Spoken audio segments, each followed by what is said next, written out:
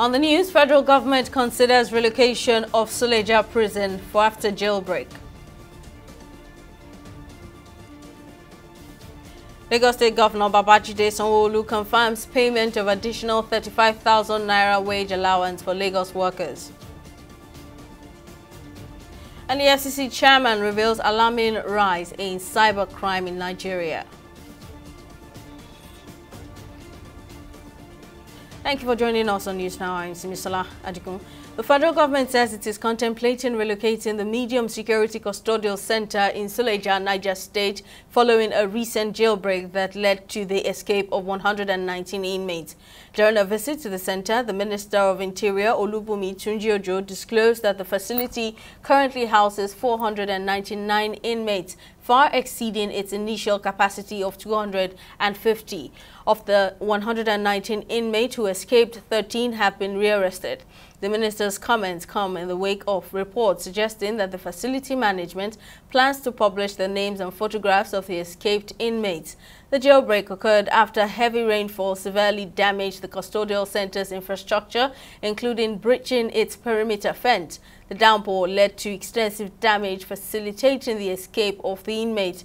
In response to the incident, the spokesperson for the Nigerian Correctional Center Service, Federal Capital Territory Command, Adamu Duza, says the command is working with other security agencies to recapture the remaining escapees.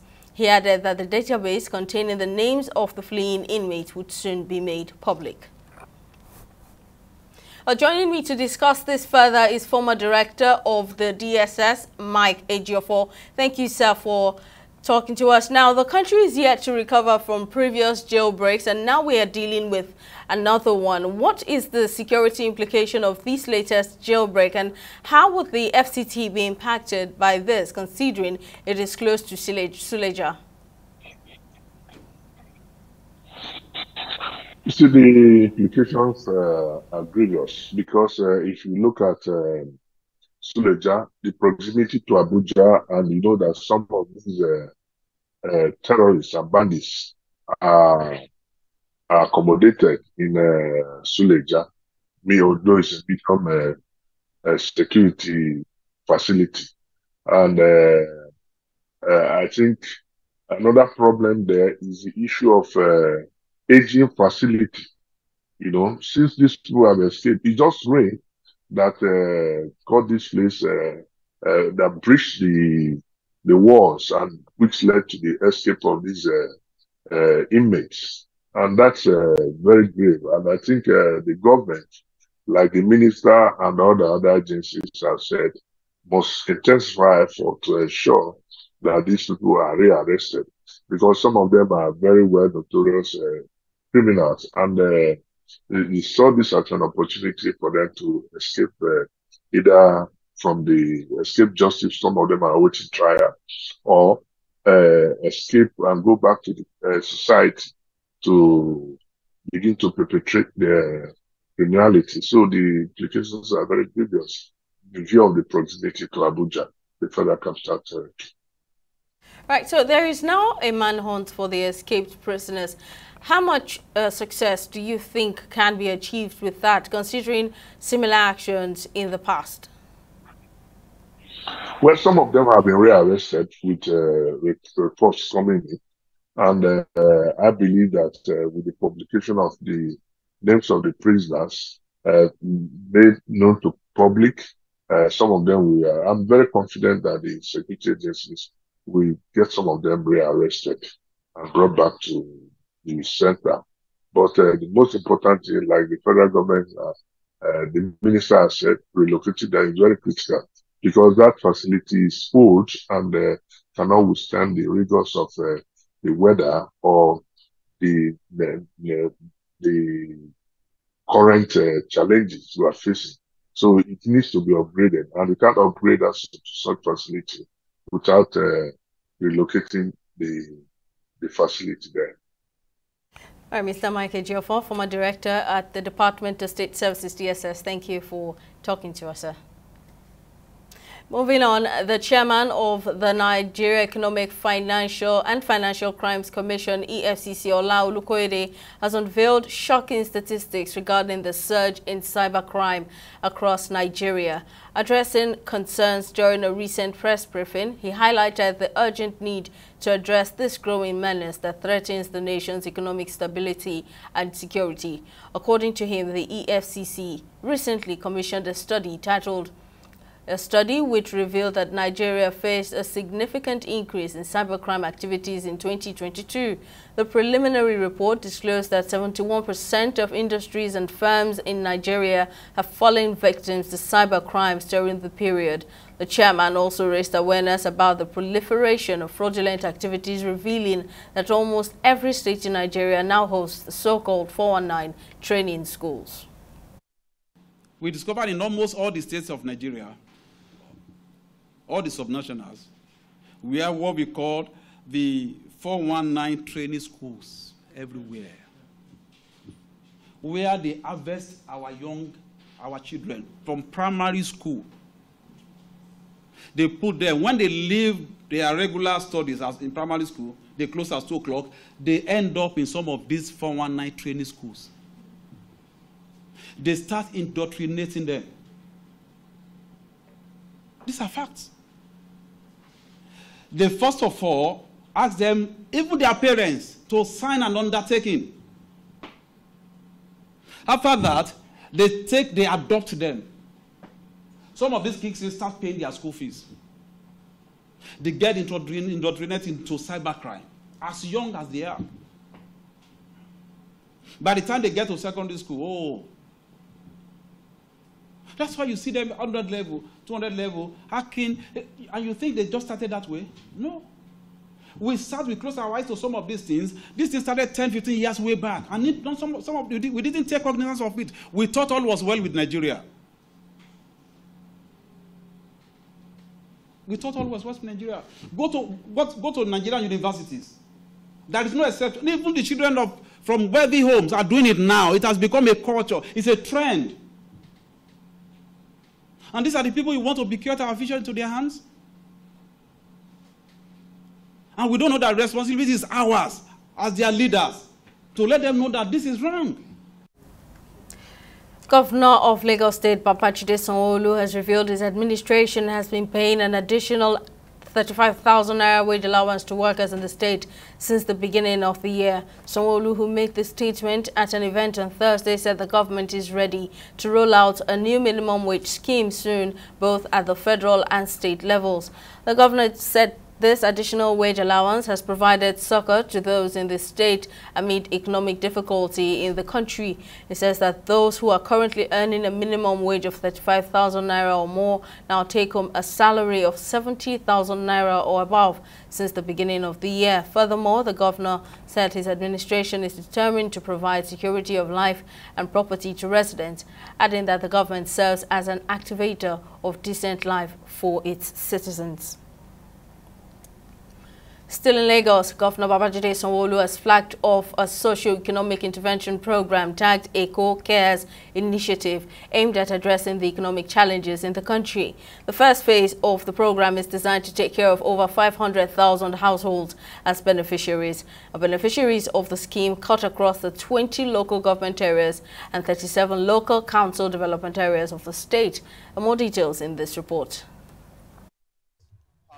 The Eco Cares, a special intervention initiative by the Lagos State government, is part of a bigger plan to support the poor and vulnerable in the state to navigate the current economic hardship. Speaking at the flag-off on Wednesday, Governor Sanwo-Olu warned representatives from the respective councils against hoarding of the items, saying his administration is determined to continuously make life easier and decent for residents in the state. Is our attempt to touch directly about 500,000 households. In the last 6 weeks, we have gone ahead to package foodstuffs. We've packaged edibles into sack, which we will be distributing through either local government, through the CDCs and CDAs, through the unions, through all of the various stakeholders that we have, religious bodies, and we'll ensure that these things get to the vulnerable in our society. It's been done. We've arranged them. We've packaged them. We've organized them. Now is the time where we want to begin to distribute them directly. In his remarks, the Commissioner for Information and Strategy, Bengal Motosho, described the event as yet another milestone in the life of Sanwo-Olu's administration in transforming lives. Co-cares, which is being unveiled today, is an aggregate of all the measures designed to ease the pain of our vulnerable citizens who have no one else to turn to for succor. Unjeko, an integral part of the co-cares, has already kicked off across the state. Some of the civil society leaders who have been drafted in by the state government to ensure equitable distribution of the items urged residents to be orderly as they access the initiative. We have had the ugly experience during COVID when some people took those items, went to hoard them, some repackaged it, they were using it as birthday parties, and they never again. And it's not going to happen. We also want to appeal to our citizens, our vigilant citizens, that they should remain vigilant. Please, there's no room for stampede because we cannot lose lives. Anything that is done must be done in an orderly manner. We try as much as possible to meet your needs. With Nigeria grappling with a cost of living crisis induced by record inflation, the EcoCares initiative has the potential to make a tangible difference in the lives of many Nigerians. Simisola Adigun, TV360 News. The senator who represented Enugu North Senatorial Zone and former Senate Committee Chairman on Information and Media, Ayogu Eze, is dead. It was gathered that Senator Eze, who was in the National Assembly between 2007 and 2015, died on Thursday in a hospital in Abuja at the age of 66 after suffering from an undisclosed illness. For the 8 years he spent in the Senate, Eze was a member of the Constitution Drafting and Amendment Committee that made some novel changes to Nigeria's 1999 Constitution. Eze also served as a member of committees on public affairs and national planning, marine transport, and federal character and intergovernment affairs. The Center for Citizens with Disabilities, CCD, has called for active participation of people with special needs in political activities. The CCD made the call at a two-day capacity building workshop for aspiring politicians with disabilities in a bid to enlighten them on ways to go about the processes. Our correspondent, Quinn Ibanigo, files the report. Over time, people with disabilities in Nigeria face significant barriers to participating in governance and many other aspects of public life. The Center for Citizens with Disabilities is holding this forum for aspiring politicians with disabilities to address the issue. Speakers at the event said the involvement of PWDs in governance is quite important and will help to combat discrimination and abuse, protect their rights, and ensure their inclusion in all facets of life. So the purpose of this meeting or this capacity building is to build their capacity to excel in politics and in governance. So all we are saying is that for those who are aspiring to be in politics, their capacities will be built so that they can participate, be actively function in politics and in governance. So basically that's to build a capacity to ensure that they belong to a particular party of their interest. What does not belong to you, don't force yourself on it.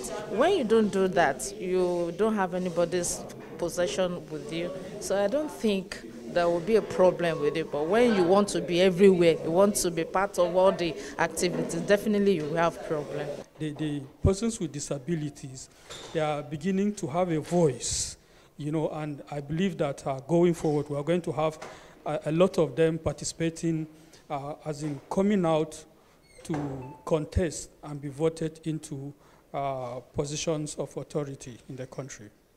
Despite the enactment of the Discrimination Against Persons with Disabilities Prohibition Act in 2019 in Nigeria, not much has changed in terms of PWD's participation in governance. Advocates of PWD's causes say involving them in decision-making processes can help to tackle stigma and negative social attitudes. Children with disability to try and imbibe this culture of talking to them, to let them know that they are also human beings as everyone. And I will also encourage them to do more on the educational aspect of it. Let your children go to school. The CCD They are always coming up with something that is needed at the moment. I think, you know, the nation or the local governments is gearing up for elections coming up next year. So I think it is a right thing at the right time. The organizers say through ongoing targeted skill building initiative like this gathering, party members with disabilities will help engage party leaders in discussions about the representation of their community in the party processes. We'll take a break here, but still to come, Javi to remain as Barcelona coach until 2025. Details of the story after this break.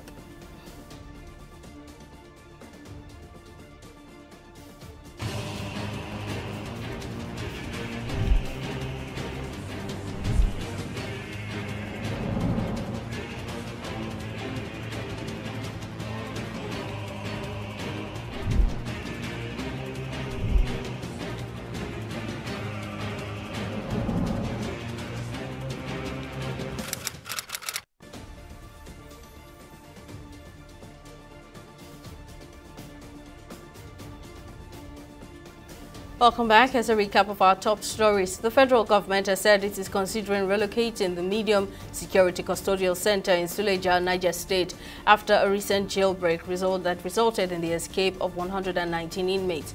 Heavy rainfall had severely damaged the custodial center's infrastructure, including breaching its perimeter fence, which facilitated the mass escape.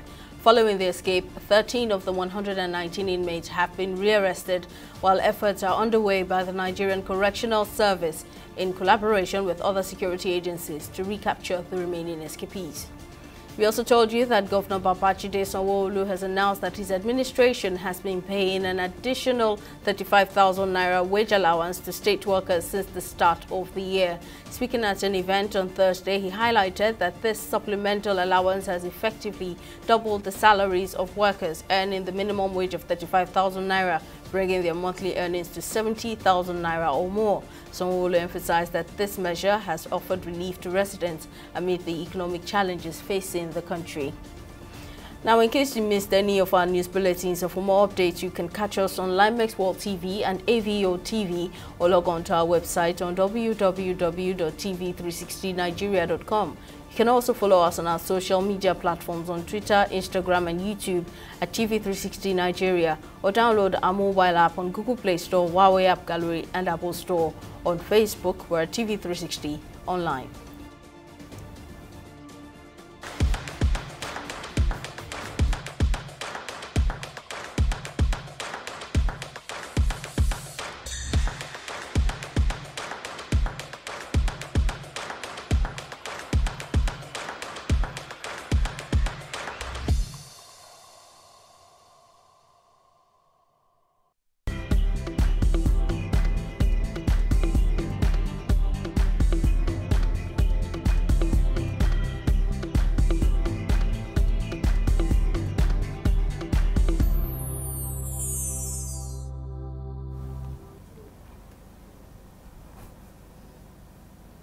Well, let's join Opeyemi Obosheni for the latest in the world of business. Opey, what's happening in the world of business? Well, the chairman of Nigeria's Economic and Financial Crimes Commission, EFCC, Ola Olukoyede, has announced a significant crackdown on illegal mining activities across the country. Speaking during a press briefing in Abuja, he highlighted the devastating impact of illegal mining on Nigeria's economy.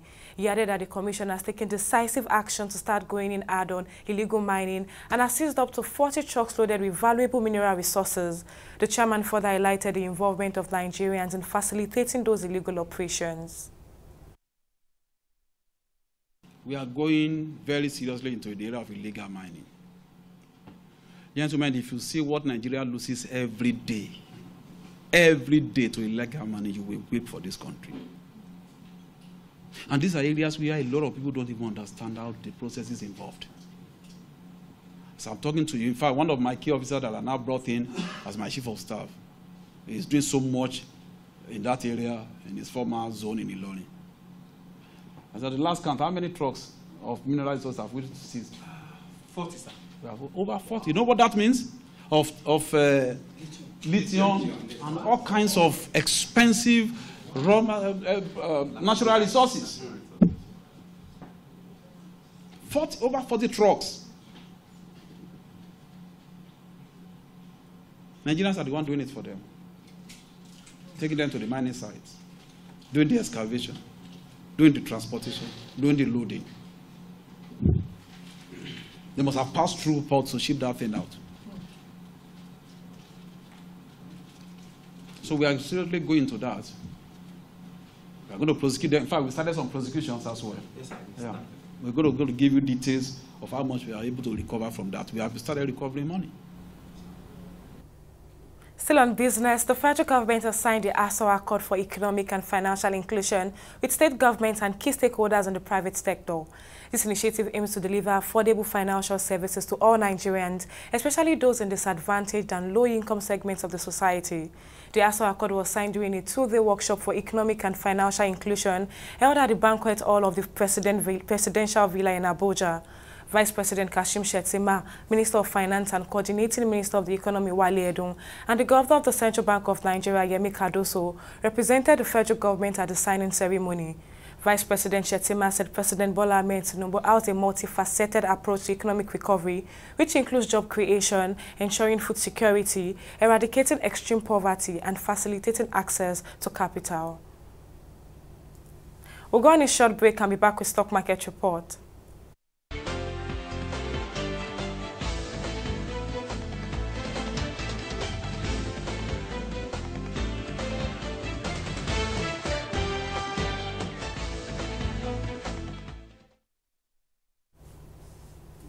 Welcome back. Nigeria's equities market regained from previous day losses on Thursday, increasing slightly by 0.05%, with the market capitalization at 55.53 trillion naira. In the aggregate, 125 NGX-listed equities participated in today's trading, ending with 16 gainers against 24 losers. Now, Transcorp Hotels led the gainers with a 9.7 share price appreciation, closing at 96 naira 50 kobo per share, followed closely by Livestock Feeds, which closed at 1 naira 51 kobo. Now, at the end of Thursday's trading session on the Nigerian Stock Exchange, a total of 297 million volumes of shares were exchanged in 7,417 deals, corresponding to a market value of over 6 billion were traded.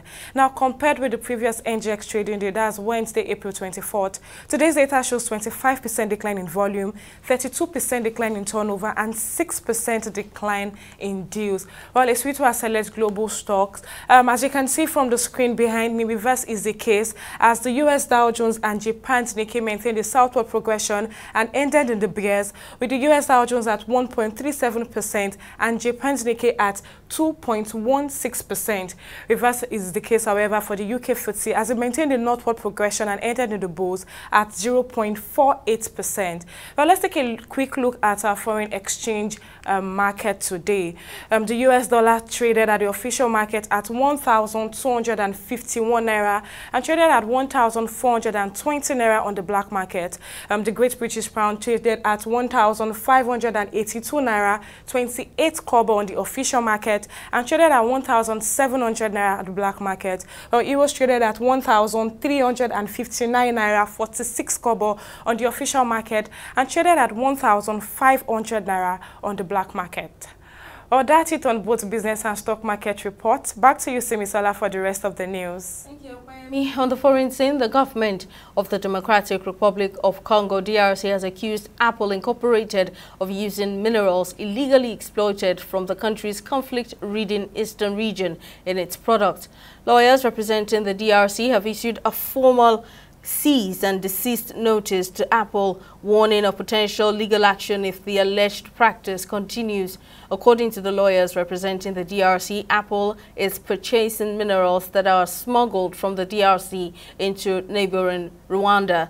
These minerals are then allegedly laundered and integrated into Apple's global supply chain. In their letter to Apple Incorporated, the DRC's lawyers highlighted the grave human rights violations associated with mineral extraction in the region. The United States White House is contemplating granting temporary legal status and work permits to illegal immigrants who are married to American citizens. This is as a result of a bid by a group of 86 Democrats who wrote a letter to President Biden and Homeland Security Secretary Alejandro Mayorkas last year to protect spouses of U.S. citizens and create a family reunification process for those outside the country. So far, an estimated 1.1 million illegal immigrants in the U.S. are married to American citizens, according to data by an advocacy organization. Pressured by Democratic legislators and advocacy groups, President Joe Biden is therefore exploring measures to safeguard undocumented immigrants while also considering executive action to curb illegal border crossings. And on sports, Napoli have reportedly added Nigeria forward Temitope Murphy to their list of summer targets as the club prepares for life after Victor Osimhen.